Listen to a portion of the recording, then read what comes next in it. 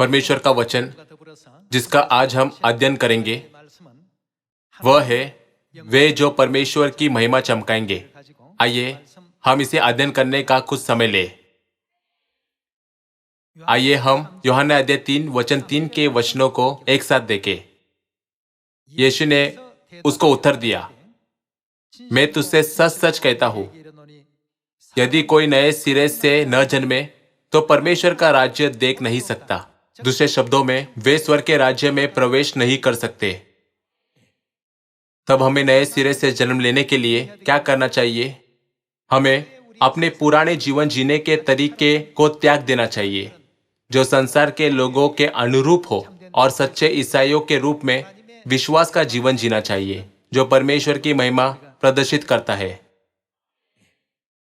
क्या हमें वे नहीं होना चाहिए जो परमेश्वर की महिमा को अपने भले कार्यों के द्वारा प्रदर्शित करते हैं?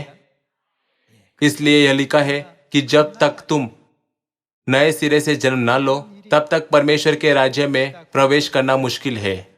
तब नए सिरे से जन्म लेने के लिए हमारी धार्मिकता कितनी होनी चाहिए और हमें कितने अच्छे कार्यों को करने की आवश्यकता है। बाइबल में एक मानक है।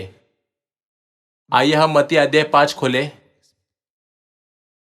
हम सभी स्वर्ग के राज्य में प्रवेश करने की आशा करते हैं।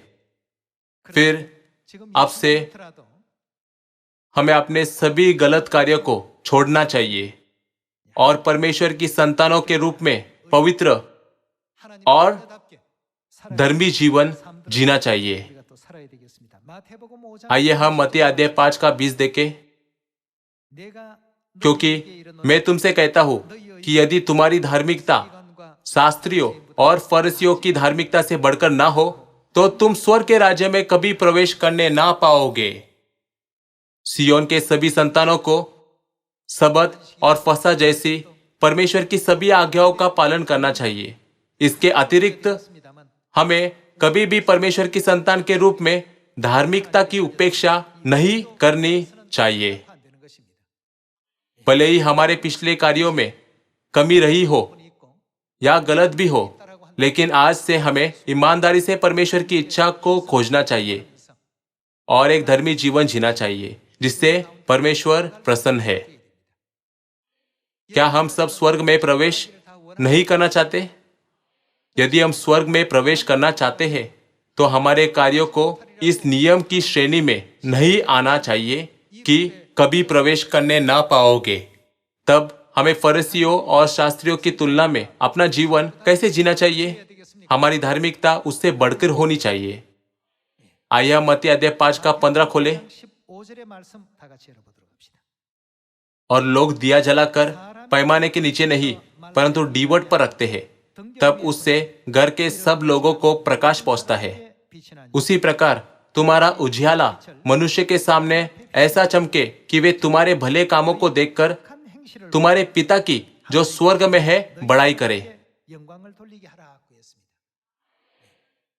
चाहे लोग कहते हैं कि वे परमेश्वर पर विश्वास करते हैं, लेकिन यदि वे अच्छे या धर्मी या दयालु नहीं है तो यह नियम कभी प्रवेश करने न पाओगे उन पर लागू होता है। भाइयों और बहनों, हमारे बोलने के सभी तरीके, रवैया और व्यवहार इतना अच्छा होना चाहिए कि हमारे आसपास के लोग इसका सम्मान करते हुए ऐसा कह सके कि वह वास्तव में एक सच्चा और ईमानदार व्यक्ति है जो परमेश्वर पर विश्वास करता है। वह मुझे चर्च जाने के लिए प्रेरित करता है।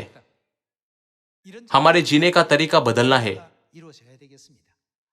सभी लोगों, हमें वह होना चाहिए जो परमेश्वर को महिमा देते हैं। वे जो परमेश्वर को महिमा देते हैं उन्हें अपने चरित्र, रवैये, शिष्टाचार और नैतिकता में बेहतर होना चाहिए। आइए हम सब सियोन के ऐसी संतान बने जो हर प्रकार से परमेश्वर की महिमा करते हैं। हमारे सियोन परिवार के सभी सदस्यों को परमेश्वर के वचन को अपने हृदय पर गहराई से अंकित करने और सफलतापूर्वक स्वर्ग के राज्य में प्रवेश करने की आशा करते हुए मैं उपदेश समाप्त करता हूँ। आपका बहुत बहुत धन्यवाद।